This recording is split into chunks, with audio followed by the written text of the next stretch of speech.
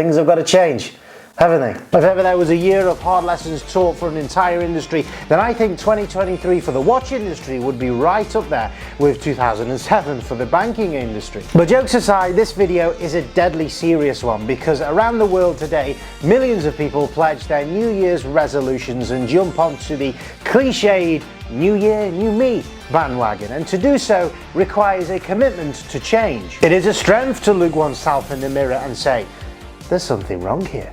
I need to change. And this is very much the truth for every branch of the watch industry, from manufacturers to authorized dealers to grey market and YouTube influencers. This is how the watch industry should and needs to change in 2024.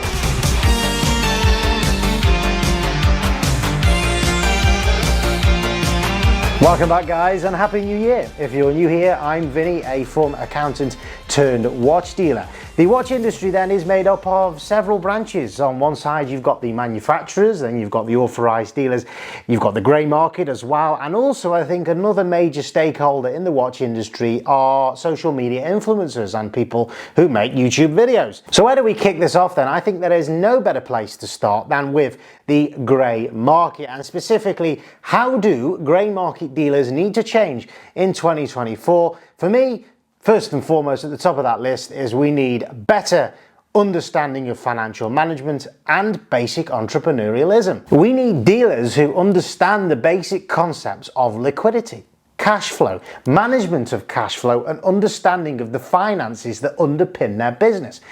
Because what I think has happened, what we've learned this year in a year full of scandals and dealers going bust, going bad, running off with clients' money, Ponzi-like schemes have been set up, perhaps unwillingly in many cases. I believe there is a real risk with the consignment program, particularly of dealers over-leveraging themselves. So dealers not really understanding or knowing what the strength of their liquidity is, perhaps even unwillingly engaging in practices that are similar to Ponzi schemes, where they are taking from one person to pay another person, and then really at the end of it, it all sort of collapses because there's not enough money coming in to fund their outgoings. Now, this kind of thing can happen, and dealers in this industry where so much money is being thrown around can lose sight of exactly what their financial position is if they over-leverage themselves and consignment is relied upon too heavily.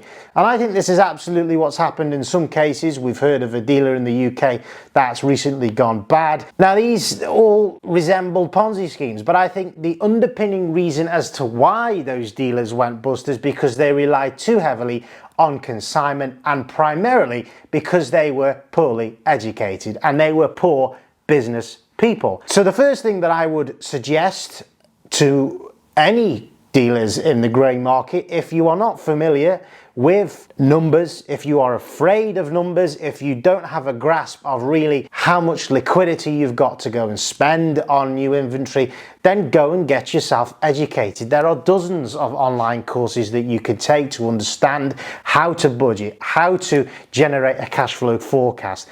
And these things are fairly simple. They don't cost that much to do, but I think the education is absolutely vital, not just for the grey market, not just for grey market dealers, but for business in general. I think the fear with money and with finance is that, oh, it's not my domain. It's the domain of the accountant. I've got nothing to do with that. And then when a Ponzi-like scheme does seem to unfold and you lose complete control as a business person of your finances, oh, well, you blame it on the numbers because that's got nothing to do with me. Well, no. So if we abolish consignment altogether, dealers would only be playing with their own money. That means they've got skin in the game. That means they take more care. Naturally, as human beings, we care more when it is our own money. Now, the next thing I want to talk about is the consolidation of grey market entities into larger companies. Now, we've already seen this with Watchbox in the United States, have joined together with a couple of other grey market dealers to create a larger entity called the 1916 Company, I believe it's called.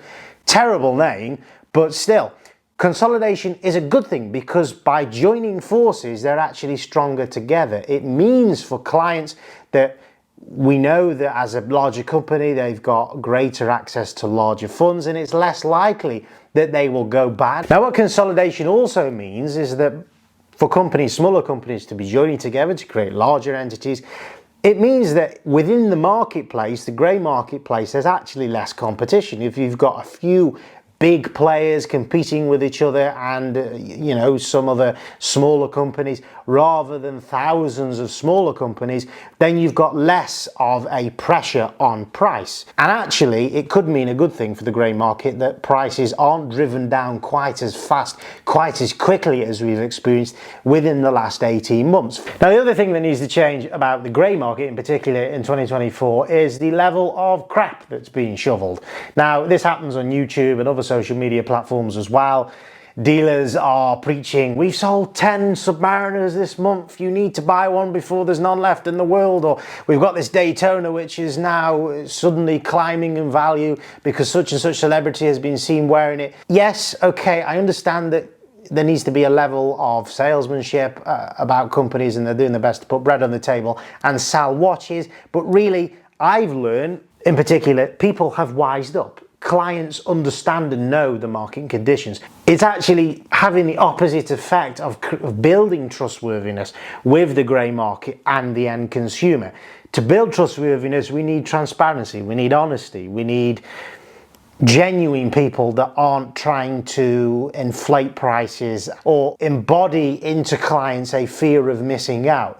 That doesn't work anymore, and I think as 2024 will go on, we'll see less and less of that. What needs to change about authorized dealers in 2024? Top of the list for me is fake waitlisting. Now, we know that there are real waitlists that are actually built on genuine demand that outstrips the supply of a particular watch. So for example, we could say the Steel Panda Daytona. We know that the Rolex only produces a certain amount of those every year, and absolutely everybody wants one, which means inevitably that Rolex cannot supply everybody, and therefore there is a waitlist. Now, when we talk about Rolex specifically, even in Rolex now, the fake waitlisting game is happening, and it's going to get worse in 2024 because for watches like the Rolex Datejust, for example, Datejust in 36mm, Datejust in two-tone, the precious metal pieces across all sports models perhaps, none of these watches have long waiting lists anymore in reality, which means that they are readily available. However,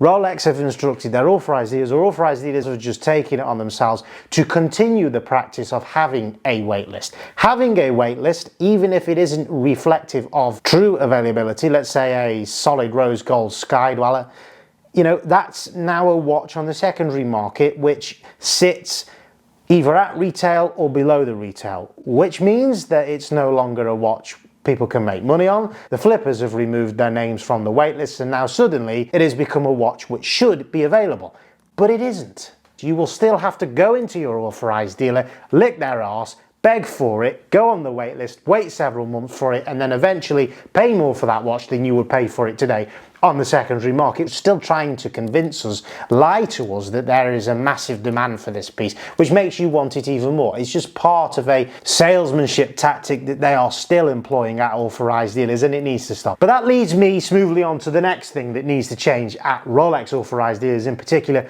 is the waitlisting process. The waitlisting process and procedure needs to be more transparent to avoid ambiguity, build trustworthiness, and also avoid AD foul play. To avoid all of that, and actually to embolden and strengthen the Rolex brand, which has become, I think, quite tarnished by this dirty waitlisting process of the last few years, which varies from dealer to dealer, what needs to happen in this day and age is we need to have an easy process of waitlisting where you can simply go onto the Rolex website, log into your Rolex account, and then go and view where you are in the queue for your, I don't know, Rolex Air King. You'll have a number or a waiting time on that. That number will decrease. You know, are you the next in line? Are you number 34 in line for that particular watch at that particular authorized dealer you've put your name down for? And then also an estimated date on when you might get offered that particular piece. Now, in this day and age of technology, it isn't hard at all for them to do that. By creating, in theory, a standardized process that's built around technology, it means that across the world, universally, we all know how to get a Rolex, we all know how to put our name down for one, and there is great transparency in where we sit in the queue and the actual procedure will also be improved, because it's one of those dirty parts of the brand that I don't think they like having associated with them, and certainly is anything but the luxury image that they're trying to convey to the world. Where manufacturers are concerned, we know it is their responsibility to set prices. And one of the big things that's really irritated me this last year or two with the inflation that we've seen across Europe and the United States in particular is that we're seeing price increases happen almost quarterly. You know, that's just far too much. We were used to a structure where annually, on January the 1st, we would expect from every manufacturer a price increase, usually around 5%.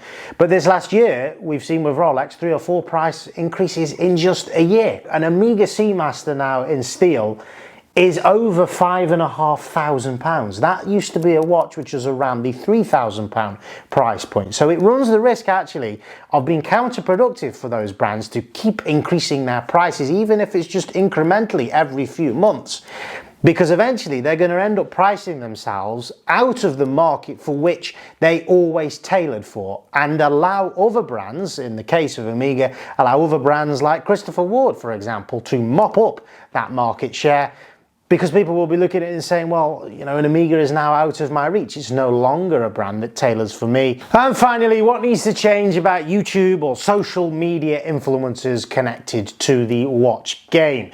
For me, I think there's far too much negativity that's going around, and the focus of this negativity just keeps continuing on particular individuals like Anthony Farah, for example, and the scandal that's gone on there in the United States. Every other video I seem to be finding on YouTube at the moment seems to be about him. And then there's also this thing going on between the bigger YouTubers where they just seem to argue with each other like old ladies. I mean, come on, it's dirty, it's repulsive, it's boring, and I think we're all a bit sick and tired of it now. Let's shine the limelight on the real stars of the show, which are the watches, move on from the scandals of 2023 and Anthony Farah, just to get views, I think it is, for many YouTubers in particular and social media influencers. Because what it's actually doing is it's turning people off. It's really turning potential clients off the industry, because the industry is being related to elitism and ego attached to luxury watches in general, and there's just some people who get really turned off by that and to whom it's quite icky. Anyway guys, that concludes my video. I want to wish you all a very happy new year. Let's hope some of these changes do happen. Go check out beatthewaitlist-watches.com, and I'll see you next time.